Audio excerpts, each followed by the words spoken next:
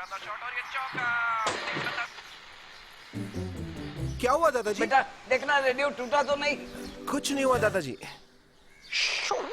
और यहाँ पे बॉल को सचिन ने उछाल दिया। हाँ, क्या हुआ? कुछ नहीं दादाजी, विज्ञापन। विक्स जंबो खाओ, लंबी राहत पाओ। और ये लगा सिक्सर फिर से पवेलियन की ओर से, और ये सचिन ने शानदार शॉट लगाया फील्डर के ऊपर से, और ये चौका।